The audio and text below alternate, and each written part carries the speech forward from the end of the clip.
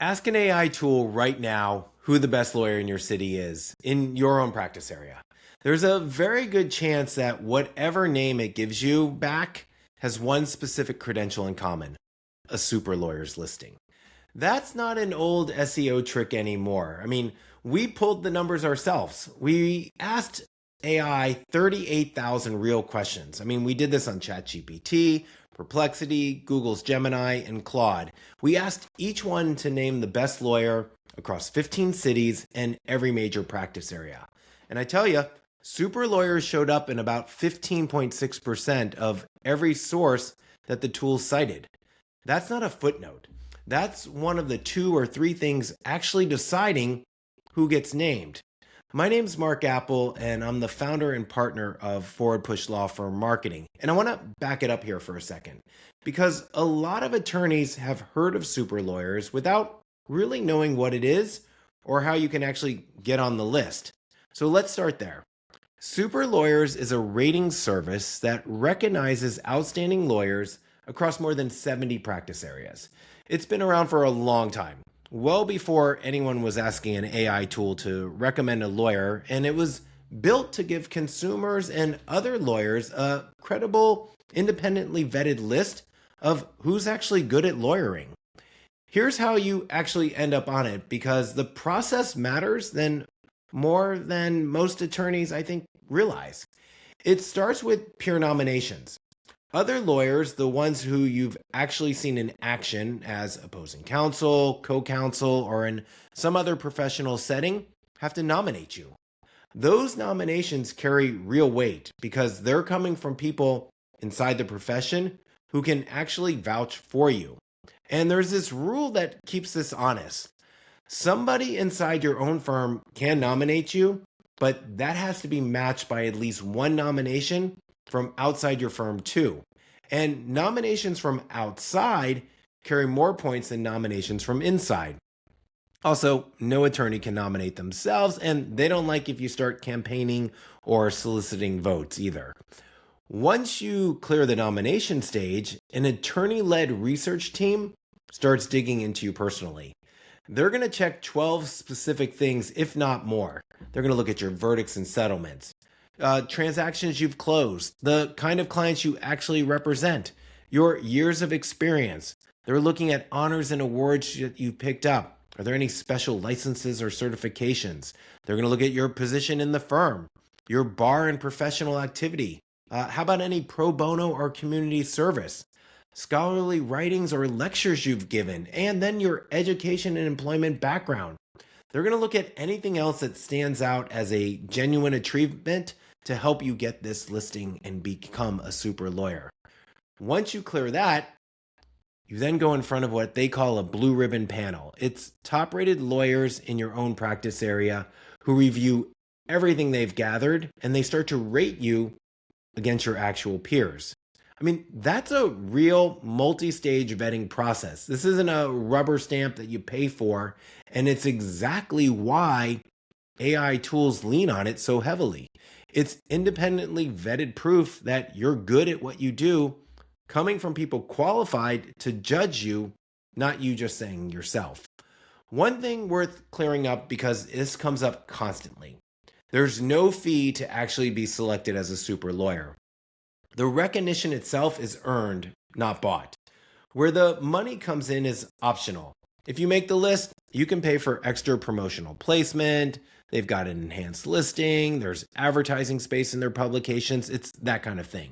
It's nice to have, not required to get in, and not required to benefit from being listed. So why has this mattered for years, long before AI even entered the picture? I'll tell you, I think it's credibility first. Being named a super lawyer signals to a potential client and to other lawyers that you're among the best in your field, not just somebody who says it themselves on their own website. The second thing is probably going to be visibility. Your name ends up in Super Lawyers magazine and their other publications, read by both consumers and other legal professionals, which on its own can bring in inquiries and referrals you would have gotten otherwise. The third thing is real networking. You end up in the same circle as other top-rated attorneys, which then can lead to referrals and professional relationships that have nothing to do with marketing at all. Then there's trust. I was reading an industry survey that found that about 3 out of every 4 consumers say a third-party trust badge on a website changes how much they trust that site and that law firm. A super lawyer's badge does exactly that job. It's independent verification sitting right there on your homepage or your attorney profile page. All of that was true a couple of years ago, and it's still true. But here's what's changed, and it's the reason this matters more now than it did 2 years ago or even 6 months ago. AI tools don't read your website the way a human does. They're not impressed by your own copy about how great you are because anybody can write that. What they're actually looking for is proof that comes from somewhere else, a source they can point to and say, this is why I'm recommending this lawyer in this law firm. Super Lawyers is exactly that kind of source. It's independently verified, it's structured, and it shows up on the web in a form these tools can actually read and cite. That's what AI likes. I mean, we measured this directory across our full study. Super Lawyers was the single most cited source behind Perplexity's answers in nearly every city we looked at. Nationally, it showed up about 15.6% of all the citations AI tools relied on. But it's not even across the board, and the differences are worth knowing if you're trying to figure out where to put your energy right now. In San Francisco, Super Lawyers carried the heaviest weight of any city in the whole study, showing up about 18% of the time in citations. Dallas and Austin, both around 16.4%, and Atlanta was right at the national average, 15.6%. We've got videos for each of the specific markets that you can check out on our channel if you want to learn more. As a side note, there's one city in the whole study where Super Lawyers wasn't the top source, Los Angeles. There, Justia edged it out, 16% to 14.8%. So if you practice in LA specifically, that's worth knowing because most advice about this assumes Super Lawyers always wins. And in your market, Los Angeles, it's not that way. Everywhere else, though, the pattern holds.